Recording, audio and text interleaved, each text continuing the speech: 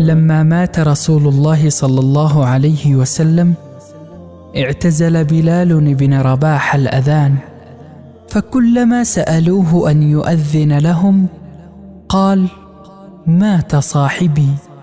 فلما فتحت الشام واجتمع نفر كثير من الصحابة مع سيدنا عمر بن الخطاب رضي الله عنهم، فاقهم الشوق موازينه لسماع نداء بلال، فقام إليه أبو عبيدة وقال: أذن يا بلال، فاليوم نصر وفتح للمسلمين.